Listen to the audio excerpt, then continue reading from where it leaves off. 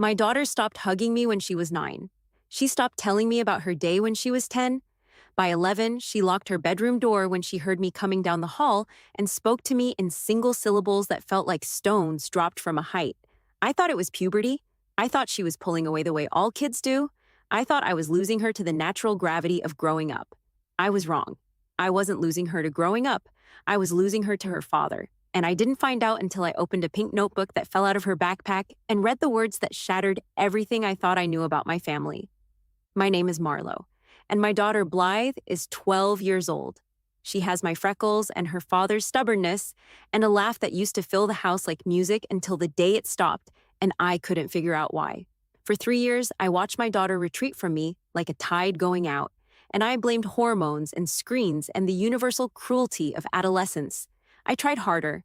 I suggested movie nights. I offered to take her shopping. I wrote her little notes and slipped them into her lunchbox the way I had when she was 6. She threw them away.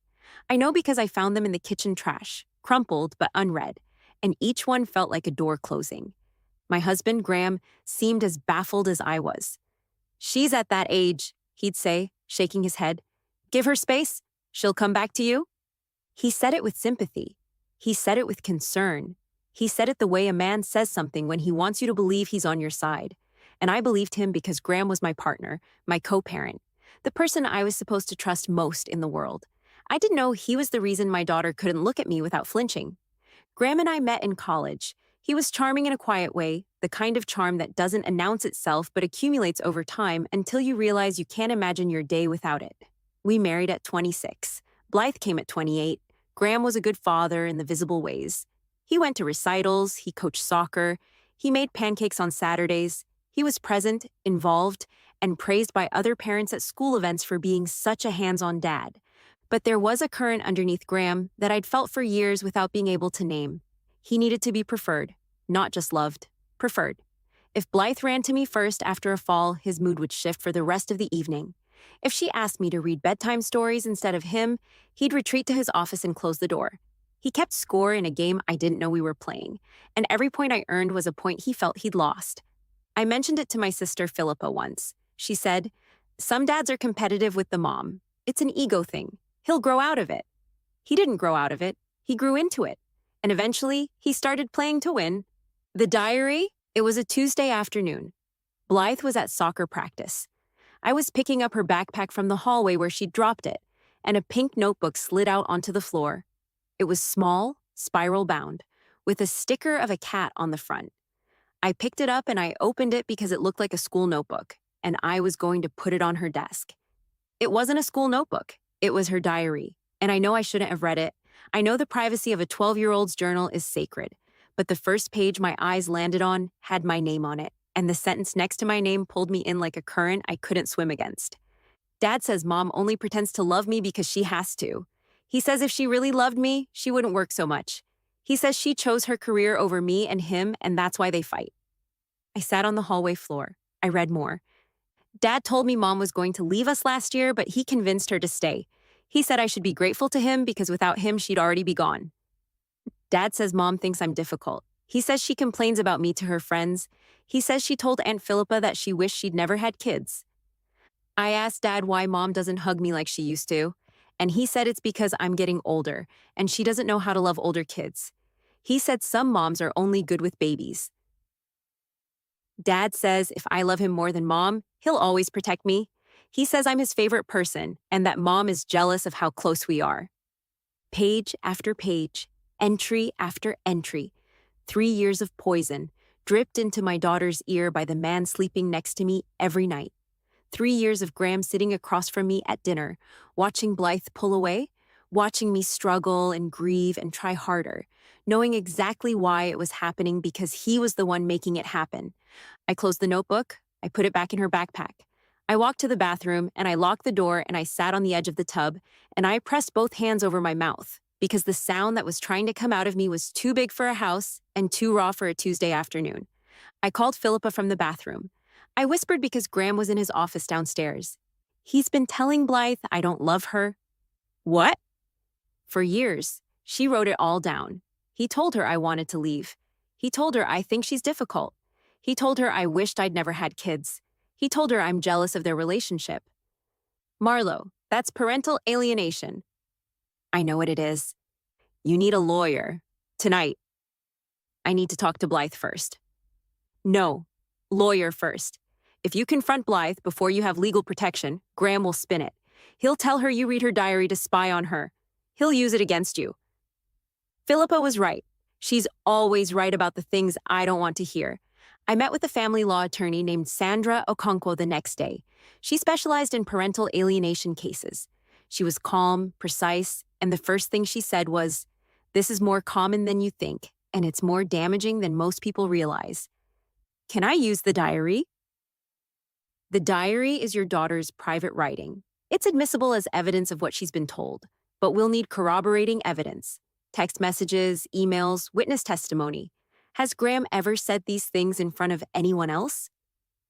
He's too smart for that. He does it when they're alone. Then we document going forward, and we prepare Blythe for a conversation with a child psychologist who can assess the alienation professionally. I went home that evening, and I looked at Graham across the dinner table, and I watched him interact with Blythe, and I saw it, finally, clearly, without the fog of trust obscuring my vision. The way he'd ask Blythe about her day, and then glance at me to make sure I noticed how much more she told him than me. The way he'd offer to help her with homework, and then say, "Mom's probably too tired, right?" The way he'd put his arm around her during a TV show, and lean away from me just enough to create a visual divide. Father and daughter on one side, me on the other. He'd been staging this for years, not in grand gestures, in millimeters. Tiny daily adjustments that shifted Blythe's loyalty toward him and away from me so gradually that nobody saw the movement until the distance was uncrossable. I started documenting every comment, every subtle dig, every moment where Graham positioned himself as the preferred parent and me as the deficient one. I kept a journal of my own. Dates, times, exact words. "Mom's probably tired from work. I'll handle bedtime tonight," said in front of Blythe. Implication, Mom doesn't want to be here. Don't bother Mom with that. She's got a lot on her mind. Said when Blythe tried to show me a drawing. Implication, Mom isn't interested. I'll always be here for you, Blythe, no matter what happens. Said during a hug while looking at me over her shoulder. Implication, I might leave. He won't. 3 weeks of documentation. Sandra reviewed it and said, "This is textbook alienation. We're ready to involve a psychologist." Dr. Meredith Chen was the child psychologist Sandra recommended. She met with Blythe 3 times before reporting her findings. Each session was private. I wasn't in the room. Graham wasn't told. After the 3rd session, Dr. Chen met with me alone. "Your daughter believes you don't love her. She believes you've considered leaving the family. She believes you find her difficult and that you've expressed regret about having children. None of these beliefs originated from her own observations. They were introduced by a trusted adult and reinforced over time. Her father, she didn't name him directly, but the language she uses mirrors coaching. Phrases like, 'Mom chose work over us,' and 'Dad said I should be grateful he stayed,' are not organic to a 12-year-old's emotional vocabulary. They were given to her. What do I do?" The first step is a structured conversation with Blythe, facilitated by me, where you can address these beliefs directly. The second step is separating her from the source of the alienation. The third step is time. The facilitated conversation happened on a Thursday afternoon in Dr. Chen's office. Blythe sat across from me with her arms crossed and her jaw set, the posture of a child who's been told the person in front of her is the enemy. "Blythe, I want to tell you some things and I need you to listen. Not because I'm right and someone else is wrong, but because you deserve the truth." She didn't look at me. I have never wanted to leave this family. I have never told anyone I wished I didn't have kids. I have never complained about you to Aunt Philippa or anyone else. You are the best thing that has ever happened to me, and every day that you pulled away from me felt like losing a piece of myself. Her jaw tightened. "Dad said you'd say that." I know he did, and I know that makes it hard to believe me, but I'm asking you to think about something. In the last 3 years, have I ever said any of those things to you directly? Have I ever told you I didn't love you? Have I ever not shown up for you? She was quiet for a long time. Dr. Chen didn't intervene. The silence was part of the process. "You work a lot," Blythe said finally.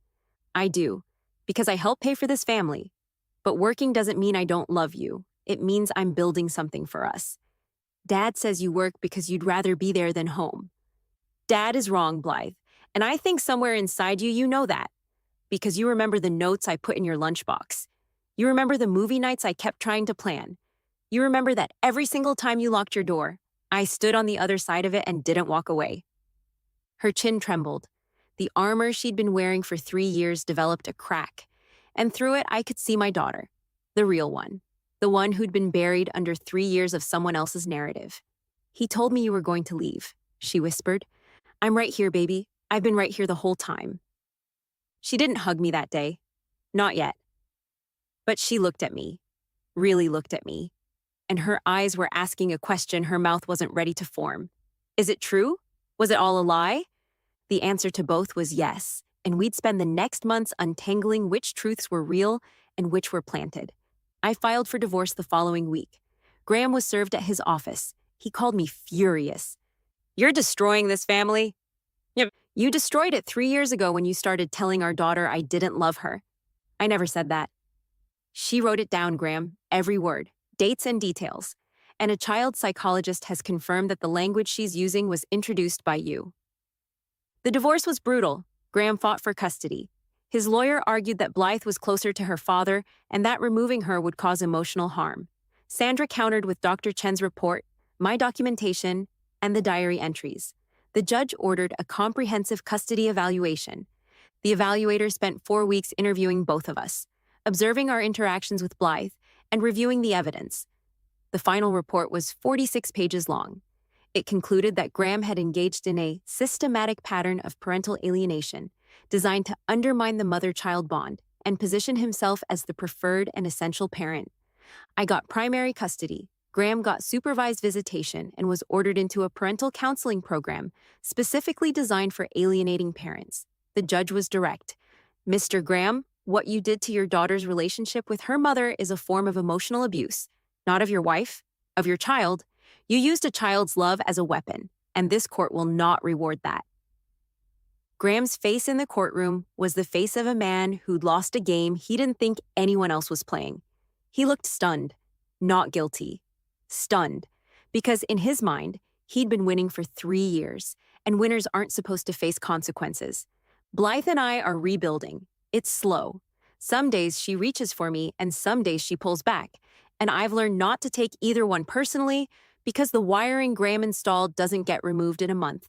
It gets rerouted slowly, with patience and consistency, and the relentless daily proof that I am here and I am not leaving.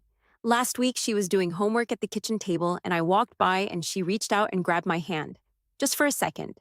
A squeeze and a release like testing a rope to see if it would hold. It held. 2 days later, I found a new entry in her diary. Not because I was snooping, because she'd left it open on her desk, and the page was facing up, and written at the top in purple ink were the words, I think Mom was telling the truth. I think she's always been telling the truth. Underneath, she'd drawn a small heart. And next to the heart, she'd written, Sorry, Mom. I closed the notebook and I put it back exactly where she'd left it. And I stood in her doorway and I cried. Not the broken kind, the blooming kind. The kind that comes when something you thought was dead sends up a green shoot through the concrete. Have you ever had someone turn your child against you? Did the truth come out, or are you still fighting for it? Tell me in the comments. If this one left you holding your breath, hit that like button and subscribe. I'll be back with another one soon. And to every parent who's been erased from their child's heart by someone who should have been protecting it, keep standing on the other side of the door. They'll open it. Maybe not today, but they'll open it.